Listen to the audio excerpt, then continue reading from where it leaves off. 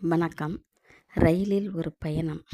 ரயில் பயணம் எப்பொழுதுமே சுவாரஸ்யமாக இருக்கும்.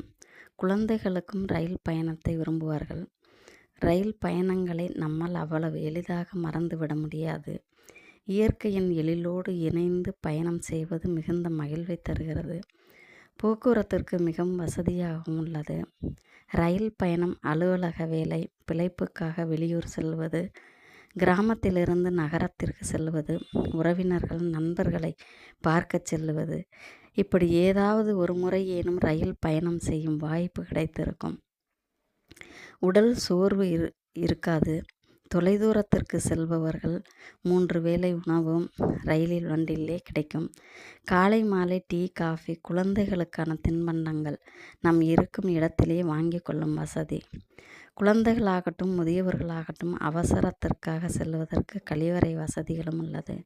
ரயில் சிநேகம் நல்ல நண்பர்களையும் தருகிறது. இவ்வளவு வசதிகள் இருப்பதால் பெரும்பாலானோர் தேர்வாக ரயில் பயணம் அமையும். மிகவும் தொலைதூரங்களுக்கு செல்லுபவர்கள் தன்னுடைய சௌகரியங்களுக்காக முன்பதிவு செய்து கொள்கிறார்கள். இதில் ஒரு சிலர் அந்த இருக்கையை பயன்படுத்தி கொண்டாலும் உரிய நபர் வந்ததும் அவர்களுக்கு உரிய இருக்கையை கொடுத்து விடுவது நல்லது.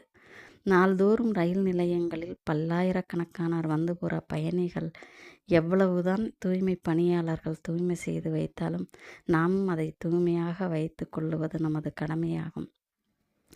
ரயில் சரியான நேரத்திற்கு வந்துவிடும்.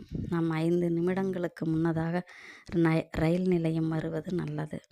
ரயில் நின்றபின் இறங்குவதும் ரயில் நின்றபின் ஏறுவதும் நல்லது. ரயில் படிக்கட்டுகளில் அமர்ந்து காலை தொங்க போட்டு கொண்டு செல்லுவதும், படிக்கட்டின் பக்கத்தில் காத்து வாங்குகிறேன் வேடிக்கை பார்த்து கொண்டு செல்லுவதும் ஆபத்தானது என்று ரயில் பயணப்பட்ட அனைவருக்குமே தெரியும். இம்மாதிரியான செயல்களை செய்யாமல் பாதுகாப்பாக பயணம் செய்வது நல்லது. நாம் கொண்டு செல்லும் பொருட்களையும் உடைமைகளையும் குழந்தைகளையும் கவனமாக பார்த்து கொள்வது அவசியம். நமக்கு ஏதாவது தகவல்களோ உதவிகளோ தேவைப்பட்டால் ரயில் நிலைய காவலரிடம் கேட்டு தெரிந்து கொள்ளலாம். நமக்கு உதவியும் தகவல்களையும் தெளிவாக கூறுகிறார்கள். இந்த எளிமையான இனிமையான மகிழ்ச்சியான பயணத்தை கொடுப்பது ரயில் பயணம். நன்றி, வணக்கம்.